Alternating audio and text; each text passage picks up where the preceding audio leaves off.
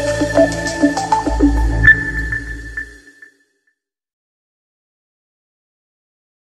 दोस्तों, जेडीबीसी के lecture series में आपका स्वागत है। आज हम लोग पढ़ने वाले हैं जेडीबीसी ड्राइवर्स। तो जेडीबीसी ड्राइवर्स, पहले हम लोग इस बात को समझें कि ड्राइवर्स क्या होते हैं। ड्राइवर्स को आप इस तरीके से समझिए, मैंने आपको पहले ही बताया कि जो डेटाबेस हम लोग जावा के प्रोग्राम के थ्रू डेटाबेस को मैनेज करने जा रहे हैं, और डेटाबेस एक सिक्योर्ड चीज है, मतलब डायरेक्टली आप डेटाबेस को एक्सेस नहीं कर सकते।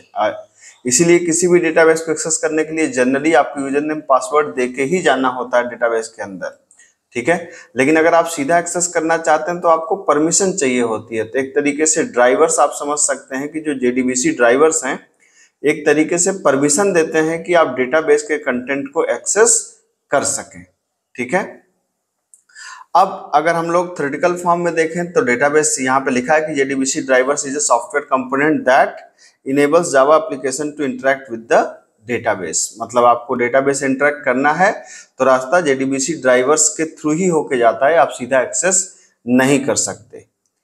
अब अगर हम लोग बात करें कि ये 4 तरह के होते हैं, type 1, type 2, type 3, type 4 drivers, ठीक है। तो टाइप 1 को बोलते हैं JDBC ODBC bridge driver, native API drivers, all Java net protocol driver and thin driver. तो ये 4 तरह के होते हैं। वन बाय वन इसको हम लोग देखते हैं। पहला है JDBC ODBC bridge driver. JDBC का फुल फॉर्म तो आपको पता ही है, जावा डेटाबेस कनेक्टिविटी, और ओडीबीसी का फुल फॉर्म था ओपन डेटाबेस कनेक्टिविटी। ये बेसिकली जो विंडोज बेस्ड एप्लीकेशंस हुआ करते थे, वो विंडोज बेस्ड एप्लीकेशन में ओडीबीसी नाम की एक फैसिलिटी हुआ करती थी। तो हम लोग ओडीबीसी पे जाके उसको, मुझे याद है कि हम लोगों ने इन चीज को किया है, उसको डीएसएन बोलते थे, डेटा सोर्स नेम बोलते थे। तो किसी भी डेटाबेस का एक डीएसएन बना देते थे और उस डीएसएन से हम लोग कनेक्ट करते थे। मतलब अगर हमारे जावा एप्लीकेशन को इस डेटाबेस से बात करनी है तो बीच में एक जेडीबीसी ओडीबीसी ब्रिज ड्राइवर हुआ करता था। इस ड्राइवर के माध्यम से हम लोग चीजों को कनेक्ट करते थे। मतलब डेटाबेस से बात करना तो हम लोग पहले बात करते थे जेडीबीसी ओडीबीसी से, उसके बाद ओडीबीसी से बात करते थे, उसके बाद ये बात करता था डेटाबेस से। आप ऐसे समझिए जैसे बीच में आपने किसी को बैठा दिया और आप सीधा बात नहीं कर पा रहे हैं, आप उससे कह रहे हैं, वो उस नेक्स्ट से कर रहा है, फिर वो अगला आदमी फिर बीच के एजेंट से कर रहा है और एजेंट आपसे बात कर रहा है। तो कुछ इस तरीके का आर्किटेक्चर है, ठीक है। लेकिन आज की डेट में अगर हम लोग बात करें तो जेडीबीसी ओडीबीसी जो ड्राइवर्स हमारे हैं, इन ड्राइवर्स को सपोर्ट नहीं करता हमारा सिस्टम। एक तरीके से इसको आप समझिए कि ऑब्सोलीट हो गया है और इसको इस्तेमाल नहीं किया जाता। करंट सिस्टम में डीएसएन बनाने की सुविधा अवेलेबल नहीं है। अलग से आप उसको इंस्टॉल कर सकते हैं लेकिन बाय डिफॉल्ट अवेलेबल नहीं है, ठीक है। टाइप 2 या नेटिव एपीआई पार्सली जावा ड्राइवर्स थे। नेटिव का मतलब होता है एक ऐसी चीज जो उस लैंग्वेज में ना लिखी हो, है ना। तो जैसे कहने का मतलब ये ऐसे ड्राइवर्स होते थे जो किसी और लैंग्वेज में लिखे होते थे। मान लीजिए कि हमें डेटाबेस कनेक्ट करना है लेकिन ड्राइवर का कोड लिखा है किसमें, कोड लिखा है C++ में, ऐसा हो सकता है। तो ऐसे कोड लिखे जाते थे जैसे किसी और लैंग्वेज में कोड लिखे हैं लेकिन वो जावा के प्रोग्राम से कनेक्ट होकर फिर आपको डेटाबेस को एक्सेस करने की फैसिलिटी दे रहे हो। तो जो जावा एप्लीकेशन जो था, ये नेटिव एपीआई ड्राइवर से कनेक्ट होता था और फिर जाके डेटाबेस से कनेक्ट होते थे। तो ये भी एक तरीके के ड्राइवर्स होते हैं जो किसी और लैंग्वेज में लिखे हैं और हम उनको इस्तेमाल करते हैं, ठीक है।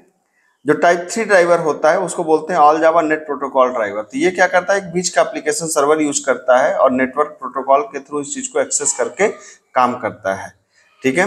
तो जैसे जावा एप्लीकेशन ने नेटवर्क प्रोटोकॉल को सिग्नल दिया, नेटवर्क प्रोटोकॉल ने बीच के जो मिडिलवेयर है इससे बात करी, इसने डेटाबेस से बात करी, एंड अकॉर्डिंगली ये फिर कम्युनिकेट इस तरीके से करते हैं, ठीक है।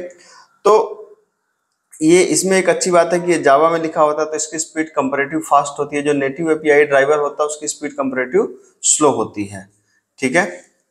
अब जो लास्ट होता है थिन ड्राइवर, मैं आपको ये पहले नहीं बोलना चाहता था, ये इसीलिए मैं लास्ट में बोल रहा हूँ कि ये ऊपर के 3 ड्राइवर्स आज ज्यादा हम लोग इस्तेमाल नहीं करते। हम लोग को जो असली काम करना है वो इस थिन ड्राइवर के साथ में ही काम करना है। लेकिन फिर मैंने आपको ये क्यों पढ़ाया, जनरली मैं थ्योरेटिकल टॉपिक पढ़ाने से बचता हूँ यूट्यूब पे, लेकिन ये मैंने पढ़ाया इसलिए कि ये एग्जाम में बहुत ज्यादा पूछा जाता है। तो आपको एग्जामिनेशन पॉइंट ऑफ व्यू से इसको जरूर पढ़ना चाहिए और इस पे जरूर क्वेश्चन बनते हैं कि जेडीबीसी ड्राइवर्स क्या हैं, ठीक है। तो थिन ड्राइवर क्या होते हैं, आज की डेट में हम लोग थिन ड्राइवर का ही इस्तेमाल करते हैं। क्यों?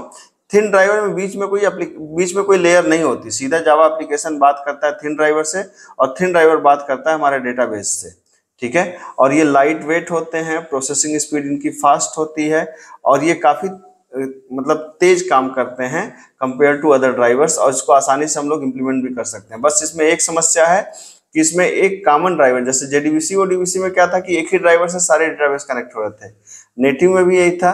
लेकिन यहाँ पर क्या है, यहाँ पर है कि हमें हर डेटाबेस के लिए अलग ड्राइवर चाहिए, हमें ओरेकल का अलग ड्राइवर चाहिए, माइस्क्यूएल का अलग ड्राइवर चाहिए, माइक्रोसॉफ्ट एक्सेस का अलग ड्राइवर चाहिए, लेकिन हम लोग यूज करने वाले हैं थिन ड्राइवर का। तो अब ये कैसे यूज करेंगे ये हम लोग देखते हैं अगली क्लास में। मिलते हैं, थैंक यू सो मच।